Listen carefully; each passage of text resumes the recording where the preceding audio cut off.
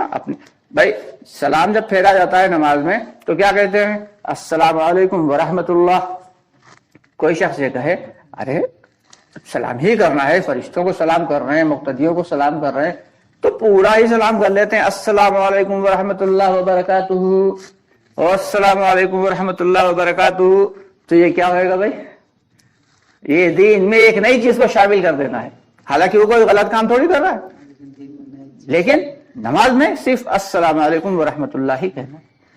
تو چاہے وہ بھلے ہی ہمیں اچھی ہی کیوں نہ لگ رہی ہو، لیکن اگر دین میں کوئی چیز ہم اپنی جانب سے شامل کر دیتے ہیں اور نبی کے طریقے کے خلاف ہو جاتی وہ چیز، قرآن کے احکام کے خلاف ہو جاتی وہ چیز، تو وہ ہمارے لیے پکڑ کا ذریعہ بن جائے گی.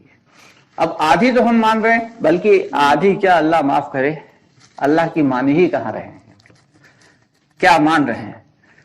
وہاں صاحب ایک کا سفر تھا، فرمانے لگے میں ایک رہبر کے ساتھ جا رہا تھا. وہ رہبر بھی تھے ہمارے اور ہمارے میزبان بھی تھے. ایک شہر سے سفر تھا، ان کے گھر پہ جا کے تو ان کی جو ہے ایک فیکٹری تھی، وہاں جا کے قیام کیا. فیکٹری میں جا کے جب قیام کیا تو وہ فیکٹری بند پڑی ہوئی تھی. تو میں نے دیکھا کارخانہ تو بہت بڑا ہے اور بڑی بڑی مشین ہے، اس میں ایک تو سب سے بڑی مشین تھی اور اسی مشین کے ذریعے وہ ساری مشینیں آپریٹ ہوتی تھیں، باقی کی مشینیں بھی. لیکن جو ہے وہ سارا کا سارا بند پڑا ہوا. تو پوچھا بھائی کیا بات، آپ کا کارخانہ بند کیوں ہے؟ تو کہنے لگے کہ کیا بتائیں حضرت، یہ جو مشین ہے بڑی والی کی طرف اشارہ کیا، اس کا ایک چھوٹا سا پرزہ دکھایا، بولے یہ خراب ہو گیا، یہ مل نہیں پا رہا ہے، یہ باہر سے آنا ہے، جب یہ لگے گا تبھی یہ مشین چلے گی، تبھی باقی مشینیں چلیں گی، تبھی یہ کارخانہ چلے گا. تو مولانا صاحب فرما رہے تھے کہ میرے ذہن میں یہ خیال آیا کہ اللہ کے وعدے مکمل دین کے اوپر ہیں، اور دین میں جب اس مشین میں جو کہ سبب ہے ذرا سی کجی کی وجہ سے پورا کا پورا کارخانہ بیکار ہو گیا، تو ذرا سی چیز کی وجہ، ذرا سی کمی کی وجہ سے جو دین میں ہم کر دیں گے تو اس کی وجہ سے تو ہمارا پورا کا پورا دین ہی بیکار ہو جائے گا اللہ کی نگاہ میں. تو اللہ رب العالمین نے جو فرما دیا یا ایھا الذین آمنوا ادخلوا فی السلم کافہ، اس سے مراد یہی ہے کہ ہمارا اٹھنا بیٹھنا، سونا جاگنا، چلنا پھرنا، سفر حضر، کھانا پینا، شادی بیاہ، بیماری، سب کچھ ویسے ہی ہو جیسے نبی پاک صلی اللہ علیہ وسلم اور صحابہ کرام رضی اللہ تعالیٰ عنہم اجمعین کی زندگی کے ساتھ تھا. تو طریقہ کار ہمارا وہی ہو. لیکن افسوس کی بات ہے طریقہ کار ہمارا بدل جاتا ہے. جب ہمارے گھر میں شادی ہوتی ہے تو کیا کہتے ہیں کہ مولانا صاحب آئے تو انہیں کنارے کونے میں کرسی ڈال کے بٹھا دیا جاتا ہے کہ بھائی یہاں بیٹھیے، آپ نکاح کے وقت آپ کو بلا لیں گے، وہاں آپ کی بے پردگی ہوگی، وہاں مووی بن رہی ہے. بھائی مووی کیوں بن رہی ہے؟ خالہ ناراض ہو جائیں گی، پھپھی ناراض ہو جائیں گی، چچی ناراض ہو جائیں گی، اور وہاں بن رہی ہے مووی، اور نامحرم اور محرم سب آپس میں خلط ملط. اور جب خدا نہ خواستہ انتقال ہو جاتا کسی کا تو مولانا صاحب کیسے لٹا لیں، مولانا صاحب اب یہ کفن دینا ہے تو کیسے دیں، اور دفن کرنا ہے تو کیسے کریں. اب ہر بات مولانا صاحب سے پوچھی جاتی. تو ہماری زندگی کا ہر طریقہ ایسا بن جائے کہ ہر کام ہم علماء کرام سے پوچھ کے کرنے والے بن جائیں، تاکہ صحیح زندگی، ہم پورا دین ہماری زندگی کے اندر داخل ہو جائے اور ہماری زندگی پوری طریقے سے صحیح ہو جائے. آج تو افسوس کا مقام یہ ہے کہ ہم کاروبار کرتے ہیں تو کاروبار میں جھوٹ بولتے ہیں، اور اگر کوئی منع کرے کہیں بھائی آج کل بنا جھوٹ بولے کاروبار ہوتا ہی نہیں.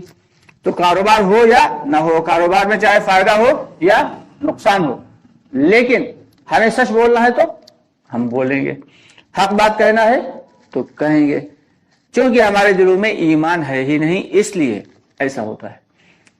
اب کہیں گے بھائی ایمان نہیں تو پھر کیا ہے؟ یہ اسلام ہے، ایمان نہیں ہے. اسے اسلام کہہ سکتے ہیں، ایمان نہیں کہہ سکتے. ایمان کے جو پیمانے اللہ رب العالمین نے اور نبی پاک صلی اللہ علیہ وسلم نے بتا دیے، ان پیمانوں کے اعتبار سے ہم اپنے ایمان کو ہم ناپ کے دیکھ لیں کہ کیا صحیح ہے اور کیا غلط، کہ واقعی ہمارے دلوں میں ایمان ہے یا صرف ہم ڈھکوسلا بنائے بیٹھے. اللہ معاف کرے، ابھی تو ہم اس شکل صورت کے اعتبار سے مومن ہیں، سیرت کے اعتبار سے اور ایمان کے نور سے تو ہمارے دل بالکل خالی ہیں. اللہ معاف کرے. تو اسی بات کی محنت ہے. اب وہ پیمانے کیا ہیں؟ وہ بھی ہم جان لیں کہ اللہ رب العالمین قرآن پاک میں فرما رہے ہیں. ایک آیت کا مفہوم ہے کہ ایمان والے تو بس وہی ہیں کہ جب ان کے سامنے قرآن کی آیتیں پڑھ کر کہ جب ان کے سامنے اللہ کا نام لیا جاتا ہے تو ان کے دل ڈر جاتے ہیں. اب ہم اندازہ لگائیں کہ ہمارے دل ڈرتے ہیں جب اللہ کا نام ہمارے سامنے لیا جاتا ہے. اگر ڈرتے ہیں تو فبی ہے، بڑی اچھی بات ہے، اور اگر نہیں ڈرتے تو یقیناً ہمارے دلوں میں ایمان نہیں ہے. اور آگے فرمایا اللہ رب العالمین نے کہ جب قرآن پاک کی آیتیں پڑھ کر ان کے سامنے سنائی جاتی ہیں تو وہ ان کے ایمان کو قوی تر کر دیتی ہیں، چاہے وہ جہنم کی ہوں، چاہے وہ جنت کی آیتیں ہوں، اور چاہے وہ اللہ رب العالمین نے جو قانون نافذ کیے ہیں اسلام کے اعتبار سے اس کی آیتیں ہوں، چاہے وہ قصوں کی آیتیں ہوں، چاہے وہ انبیاء کے تعلق سے آیتیں ہوں.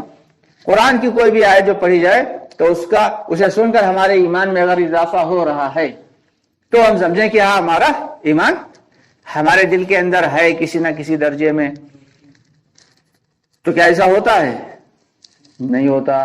کیوں نہیں ہوتا؟ اس کا بھی ریزن ہے، کیونکہ قرآن تو ہم سن رہے ہیں لیکن صرف سن رہے ہیں، سمجھ رہے نہیں. تو بھائی دل میں تو ایمان بڑھے گا تو تبھی جب سننے کے بعد سمجھ میں بھی آئے. اسی لیے کہا جاتا ہے کہ باقاعدگی سے قرآن کی تفسیر پڑھی جائے. باقاعدگی سے صرف قرآن کی تلاوت ہی نہیں، بے شک اس میں ثواب ہے، اس میں کوئی دو رائے نہیں، وہ ثواب سے خالی نہیں، لیکن تفسیر کے ساتھ قرآن کا پڑھنا اور درس قرآن میں بیٹھنا یہ ضروری ہے. بلکہ اب تو مولانا صاحب ابھی 2-3 دن پہلے کی بات ہے، فرما رہے تھے مولانا صاحب کہ اگر کسی مسجد میں درس قرآن ہو رہا ہے اور اسی وقت آپ کا مشورہ ہے تو آپ اپنے مشورے کے وقت کو بدل دو، درس قرآن میں شامل ہو.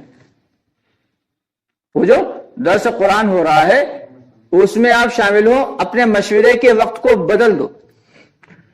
لیکن افسوس کی بات تو یہ ہے کہ آج باقاعدہ جھگڑا ہو جاتا ہے. ہاں بتاؤ، اس وقت تو ہم تعلیم کرتے ہیں، اس وقت درس قرآن کیسے ہو جائے گا؟ یہ جو ہے یہ دعوت نہیں، یہ جہالت ہے، یہ شدت پسندی ہے. کیونکہ ہمارے جو اکابرین حضرات ہیں وہ تو کہہ رہے ہیں کہ پوری کی پوری امت آ ہی جائے قرآن اور حدیث کے مطابق، لانا ہی امت کو اس پہ ہے. اور یہ جو محنت ہے دعوت کی، یہ محنت ہی اس لیے ہے. لیکن بات ہماری سمجھ میں نہیں آتی. آج امت کا ایک بڑا طبقہ، بلکہ سارے کے سارے لوگ، اللہ معاف کرے، سارے کے سارے لوگ، جو آدمی جو کام کر رہا ہے بس وہ اسی کو مکمل دین سمجھ رہا ہے. حالانکہ دین جو ہے وہ کسی ایک شعبے کا نام نہیں. نماز پڑھ لینا یہ دین نہیں، یہ دین کا ایک کام ہے، دین کا ایک رکن ہے. مدارس میں پڑھنا اور پڑھانا، تعلیم حاصل کرنا یہ دین کا ایک رکن ہے، مکمل دین نہیں. اللہ کے راستے میں چلا 4 ماہ لگانا یہ بھی دین کا ایک رکن ہے، مکمل دین یہ بھی نہیں. سچ بولنا یہ صرف دین نہیں بلکہ دین کا ایک حکم ہے، مکمل دین نہیں. اپنے اخلاق کو بہتر بنانا یہ بھی دین کا ایک حکم ہے. اپنے دل کو نورانی بنانے کے لیے کسی خانقاہ میں داخل ہو جانا اور وہاں جا کے ضربیں لگانا وہ بھی مکمل دین نہیں، وہ دین کا ایک رکن ہے. جس دن یہ سارے کے سارے ارکان ایک جگہ جمع ہو جائیں گے. آج تو ہر آدمی اپنی ڈھپلی اپنا راگ، اللہ معاف کرے، بجا رہا. جو آدمی جو کام کر رہا ہے بس وہ اسی کو اپنا کام سمجھ رہا ہے، اسی کو مکمل دین سمجھ رہا. لیکن ان سب میں جو اصل ہے وہ دعوت کا کام، جو سب سے اہم جڑ جو ہے، کہ جب جڑ مضبوط ہوگی تو ایمان مضبوط ہوگا، تو پھر جو جڑ سے نکلنے والی شاخیں ہیں، جو پتیاں ہیں، جو پھول ہیں، جو پھل ہیں، وہ سارے کے سارے بہترین ہوں گے. دعوت کا کام جڑ کی طرح ہے، جیسے کلائی کی طرح، کہ اگر کلائی کی ہڈی مضبوط ہے اور صحیح ہے، ٹوٹی ہوئی نہیں ہے، تو ساری کی ساری انگلیاں چلیں گی. پھر جب دعوت کی محنت ہوگی زندگی میں تو نماز بھی بہتر ہوگی، اخلاق بھی بہتر ہوں گے. پھر جو ہے انسان کے جو ہے وہ سچ ہی بولے گا، جھوٹ سے ہی بچے گا، نظروں کی بھی حفاظت کرے گا. پھر وہ علم بھی حاصل کرے گا، پھر وہ اپنے بچوں کو بھی عالم و فاضل بنانے کی کوشش کرے گا.